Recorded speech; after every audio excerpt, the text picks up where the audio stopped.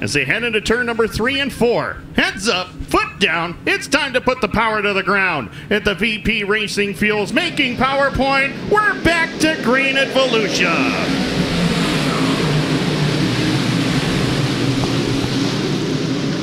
Everybody clean through turns 1 and 2, and Stuart Friesen edges out in front of Matt Williamson as they dance into turn number 3 and 4 and across the line this time by Williamson's got a pretty good run on the high side. Tell you what, Brett, a couple evenly matched cars at the stripe as we complete lap number 1 there. Yeah, that's just awesome to watch those guys run side by side like that, and there's a lot of searching going on here. I see that a lot of drivers moving around from the inside to the outside lanes. Which lane do you pick? I guess wherever your car is working good, that's where you're going to go. And as I mentioned, dead heat at the line almost. I believe Williamson will lead that one by about a half a car length. Matt Shepard running pretty good. Looks like Rick Laubach's got that flywheel problem figured out. He's up to 4th now, and Mad Max still 5th. What a battle we have here, and it's only about 3 laps into this one, but it's a seesaw battle for the lead between Friesen and Williamson. Yeah, look what that 9S is. I mean, that's a big change in the last couple of nights. He's got a serious run at these guys, and he might be a factor before it's all said and done. Well, you mentioned it at the top of the program as caution lights are on. We got Jeremiah Shingeldecker around over here off of turn number 4. VP Racing Fuels making PowerPoint. Green lights back on. Williamson sees it first, and he's off and running. Top 3 get away. Rick Laubach worked the high lane around Jimmy Phelps for position number 5 as he works on McLaughlin now for 4th into turn number 3. And as the top 2 continue their run here, Brett, it looks like Friesen's got a good run on the bottom, but once again, Williamson, that outside lane on the top of turn number 4 right now for Williamson is pretty good. Even though Stuart Friesen keeps showing the nose and showing the wheels, is Matt Williamson really fazed by this right now with Friesen showing the wheels like that?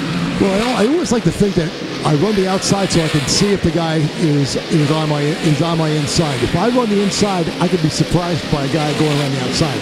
If I'm on the outside, I can usually see him. These guys are going to mix it up here. Exactly, and I think it's go time now as they've swapped lanes, swapped positions. Friesen had the lead for a moment at lap number 14. We'll be halfway through this contest. Friesen, a little better car in the bottom through turn number 3 right there. Williamson's trying to stay with him.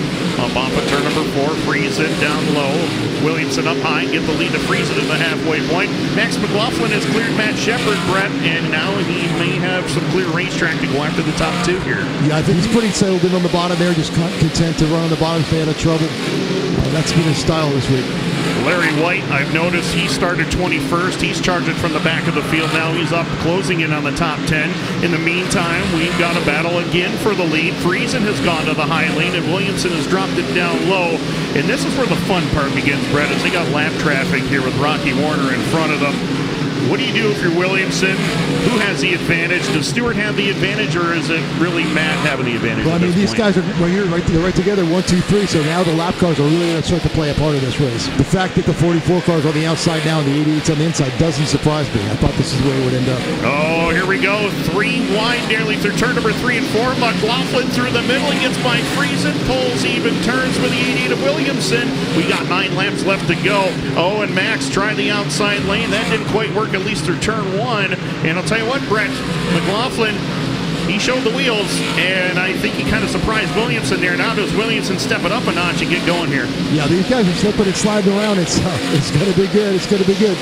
Another tense moment here in the Super DIRTcar Series at Volusia as Matt Williamson, I tell you what, he changed lanes. He went through the middle portion of the racetrack that time, trying to get around Rocky Warner, and he will do so down in turn number 3 as he clears the lap traffic. Now Williamson, if he had a radio or if he had mirrors in these race cars, he'd know that he had that little buffer right there, Brett, with Rocky Warner holding Max McLaughlin up in. Yeah, I think when the 8H got alongside him, I woke him up a little bit. He found that middle groove, and here he goes. But here comes Peter Brigg also.